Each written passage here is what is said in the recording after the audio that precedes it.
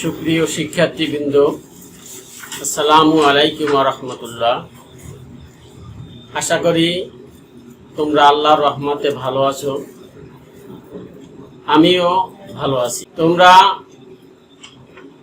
নিশ্চয়ই বিগত ক্লাসগুলো তোমরা দেখেছো। আজ আমি তোমাদেরকে নবম এবং দশম শ্রেণীর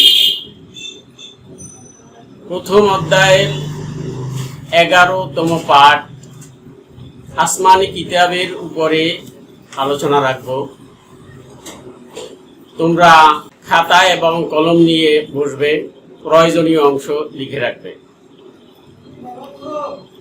আমি মোহাম্মদ জাহাঙ্গীর হোসাইন, সহকারী শিক্ষক, সরকারি স্বরূপকাঠি পাইলট মডেল মাধ্যমিক বিদ্যালয়, নেসারাবাদ, পিরোজপুর।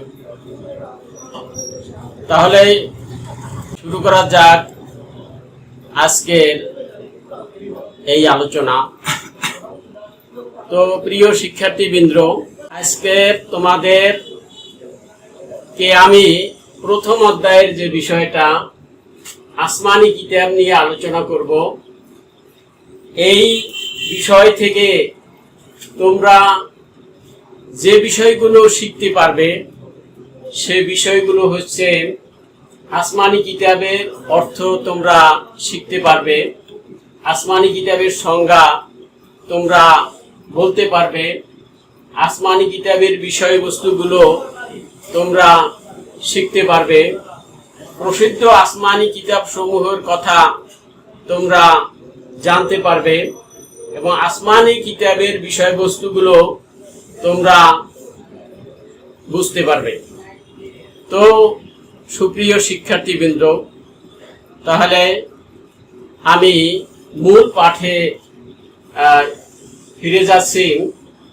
তো প্রথমত আসমানি কিতাবের অর্থ, যে আসমানি কিতাব বলতে আমরা বুঝি যে আল্লাহ রাব্বুল আলামিনের পক্ষ থেকে প্রেরিত কিতাব।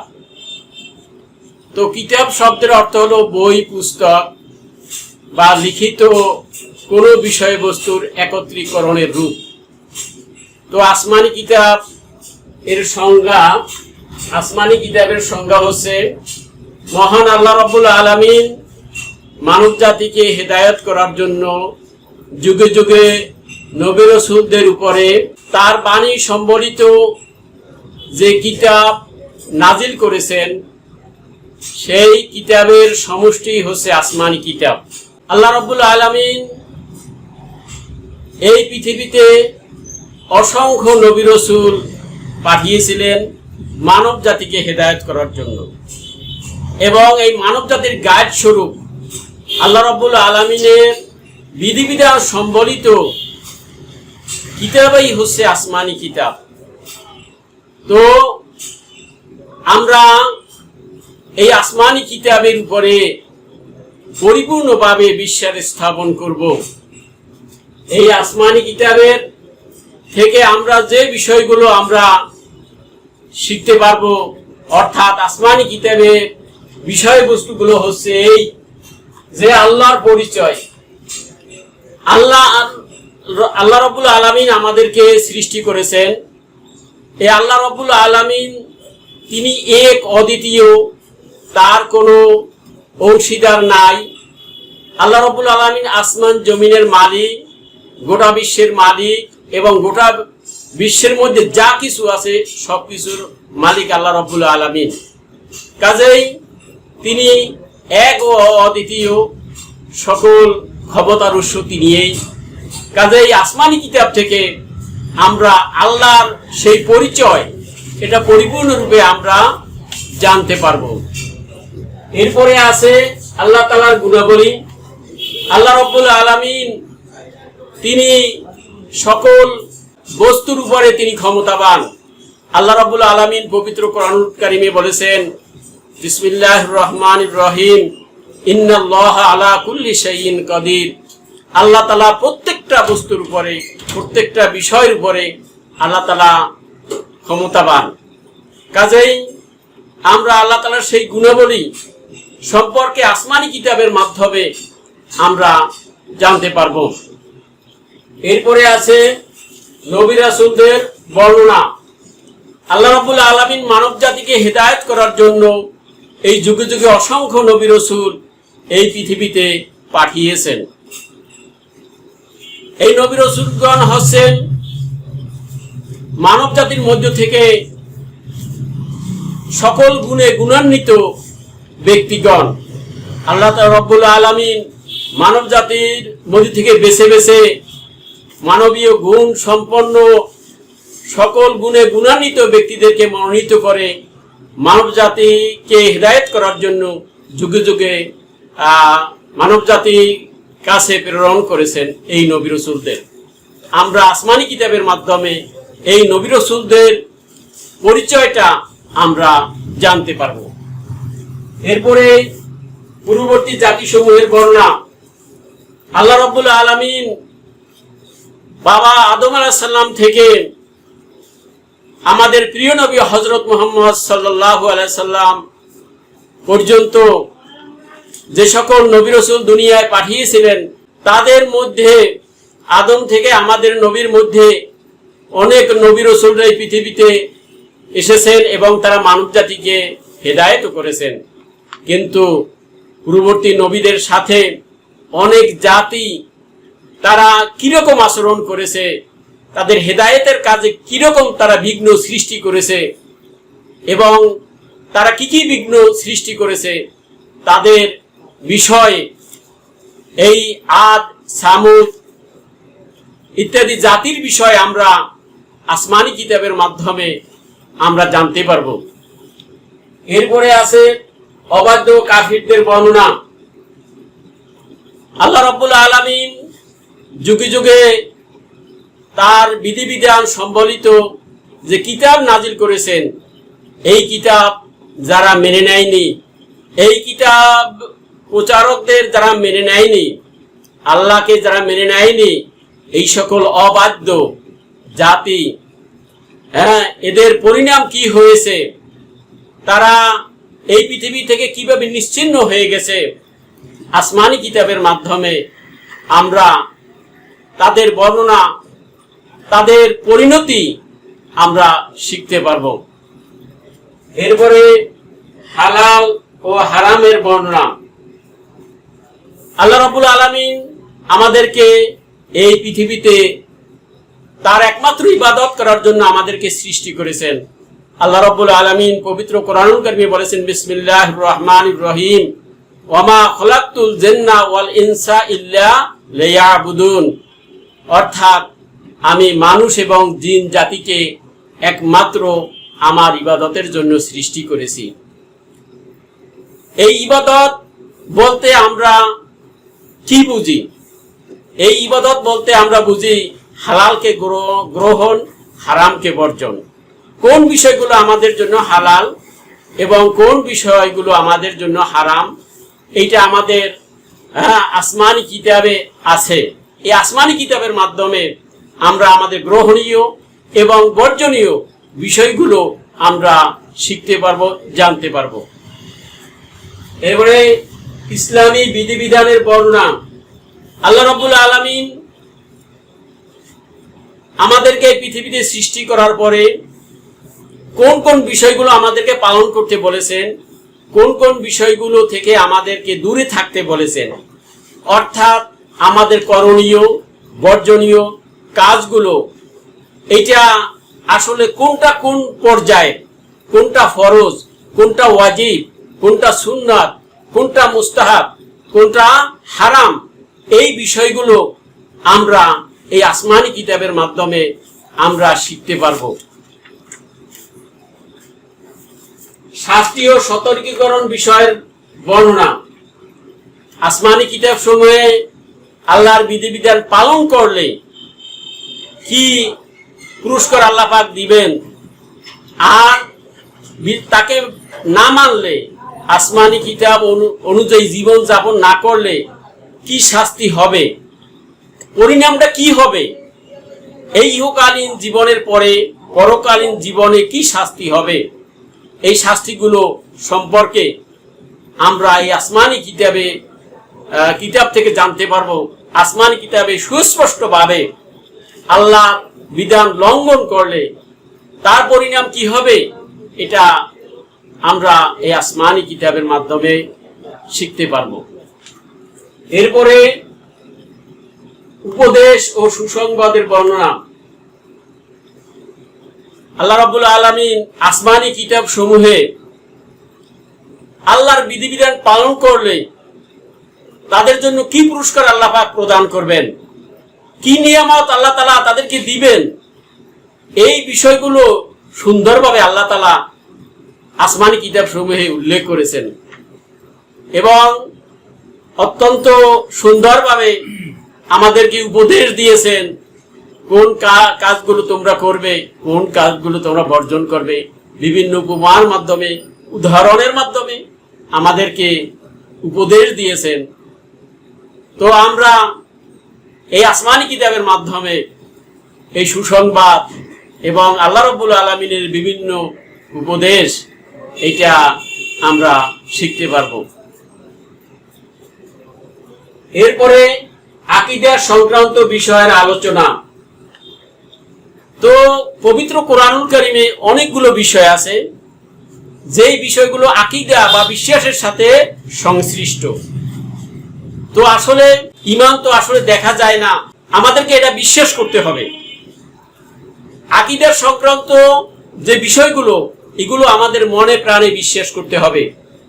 তো আমরা এই আসমানি কিতাবের মাধ্যমে এই আকীদা সংক্রান্ত বিষয়গুলো আমরা শিখতে পারবো, জানতে পারবো যে এই আকীদা সংশ্লিষ্ট বিষয় এগুলিতে আমাদের আন্তরিকভাবে বিশ্বাস করতে হবে, আন্তরিকভাবে এগুলিকে গ্রহণ করতে হবে। কিছু অংশ বিশ্বাস করলাম, কিছু অংশ বিশ্বাস করলাম না, এমন নয়।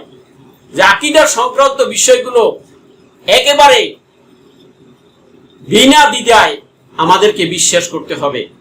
তো এই আকীদা সংক্রান্ত বিষয়গুলো আমরা এই আসমানি কিতাবের মাধ্যমে আমরা জানতে পারবো। এরপরে আছে পরকাল সংক্রান্ত বিষয়ের আলোচনা। প্রিয় শিক্ষার্থীবৃন্দ, মানুষের জীবনটাকে দুটো ভাগে ভাগ করা হয়েছে। একটা হচ্ছে ইহকালীন জীবন আর একটা হচ্ছে পরকালীন জীবন। মানুষের জন্ম থেকে মৃত্যু পর্যন্ত জীবনটাকে বলা হয় ইহকালীন জীবন এবং মৃত্যুর মধ্য দিয়ে মানুষের পরকালীন জীবন শুরু হয়। এই পরকালীন জীবনের শুরু আছে কিন্তু শেষ নেই। এই পরকালীন জীবনে অনেকগুলো ধাপ আছে, আমরা জানি। মৃত্যু, কবর, হাসর, পুলসিরাত, জান্নাত, জাহান্নাম। তো এই যে পরকালীন জীবনের যে বিষয়গুলো এবং এগুলোর বিস্তারিত বর্ণনা এই আসমানি কিতাবে আছে।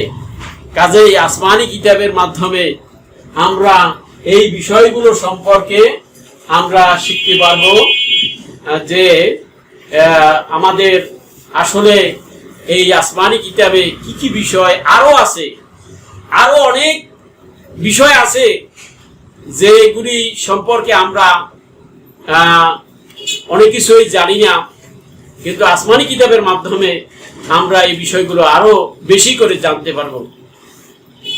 সুপ্রিয় শিক্ষার্থীবৃন্দ, এরপরে আসমানি কিতাবের মাধ্যমে আমরা প্রসিদ্ধ আসমানি কিতাব সমূহ সম্পর্কেও জানতে পারবো। আল্লাহ তাআলা মানব জাতিকে হেদায়েত করার জন্য যুগে যুগে যে বাণী সম্বলিত কিতাব সমূহ নাজিল করেছেন, আমাদের প্রিয় নবী হযরত মুহাম্মদ সাল্লাল্লাহু আলাইহি সাল্লাম পর্যন্ত 104 খানা আসমানি কিতাব আল্লাহ রাব্বুল আলামিন নাজিল করেছেন। এর মধ্যে প্রসিদ্ধ আসমানি কিতাব হচ্ছে 4 খানা এবং 100 খানা হচ্ছে সহিফা। প্রসিদ্ধ 4 খানা আসমানি কিতাব 4 জন প্রসিদ্ধ নবীর উপরে নাজিল হয়েছে।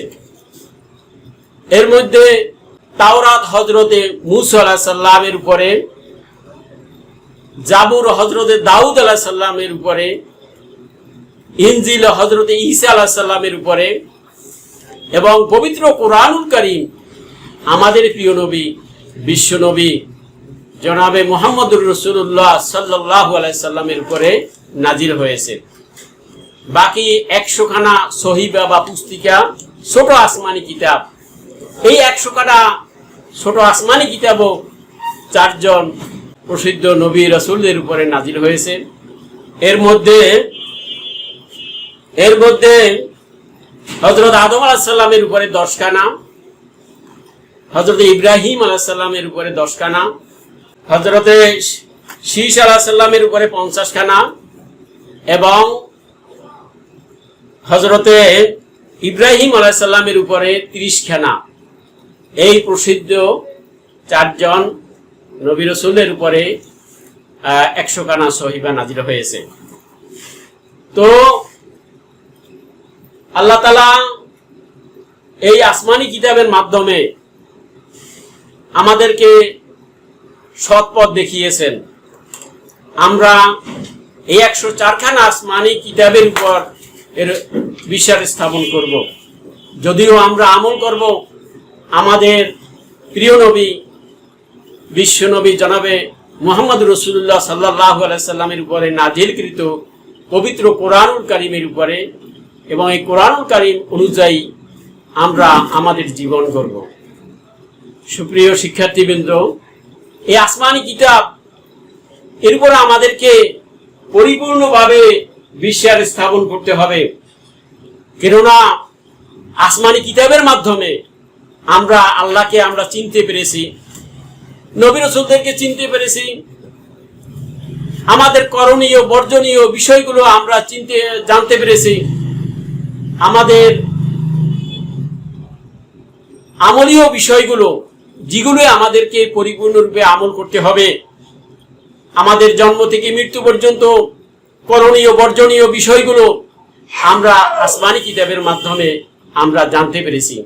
কাজেই আসমানি কিতাবের উপরে আমাদেরকে পরিপূর্ণরূপে বিশ্বাস স্থাপন করতে হবে। এর কোনো অংশ আমরা বিশ্বাস করব, কোনো অংশ বিশ্বাস করব না, সেটা নয়। এর কোনো অংশ বিশ্বাস না করলে আমাদের ঈমান পরিপূর্ণ হবে না। কারণ আসমানি কিতাবের উপরে বিশ্বাস স্থাপন করার অর্থই হচ্ছে আল্লাহ রাব্বুল আলামিনকে বিশ্বাস করা, আল্লাহর বিধিবিধান মেনে নেওয়া, আল্লাহর প্রেরিত রাসূলদের উপরে বিশ্বাস স্থাপন করা। আমরা আসমানি কিতাবের মাধ্যমে সৃষ্টি জগতের রহস্য, আমাদের করণীয় বর্জনীয়, পরকালীন জীবনে আমাদেরকে যে সকল বিষয়ে জবাবদিহি করতে হবে আল্লাহ রাব্বুল আলামিনের দরবারে, এগুলি আমরা এই আসমানি কিতাবের মাধ্যমেই শিখতে পেরেছি। কাজেই আসমানি কিতাবকে অবিশ্বাস করার অর্থই হচ্ছে আল্লাহ রাব্বুল আলামিনকে অবিশ্বাস করা, নবী রাসূলদেরকে অবিশ্বাস করা, পরকালীন জীবনের বিষয়গুলো অবিশ্বাস করা। কাজেই আমাদেরকে পরিপূর্ণ ঈমানদার হওয়ার জন্য, আল্লাহ রাসূলের খাঁটি উম্মত হওয়ার জন্য আমাদেরকে এই আসমানি কিতাব সমূহের উপরে অবশ্যই বিশ্বাস স্থাপন করতে হবে। তাহলেই আমরা একজন পরিপূর্ণ মুসলমান হিসেবে আমরা আল্লাহর কাছে পরিচিতি লাভ করব। আল্লাহ পাক আমাদের সকলকে এই আসমানি কিতাব সমূহের উপর বিশ্বাস স্থাপন করার তৌফিক দিন, আমিন। সুপ্রিয় শিক্ষার্থীবৃন্দ, তাহলে আজকে এই পর্যন্তই। ইনশাআল্লাহ আগামীতে আবার দেখা হবে। সবাই সুস্থ থাকো, ভালো থাকো। আল্লাহ হাফেজ। আসসালামু আলাইকুম ওয়া রাহমাতুল্লাহ।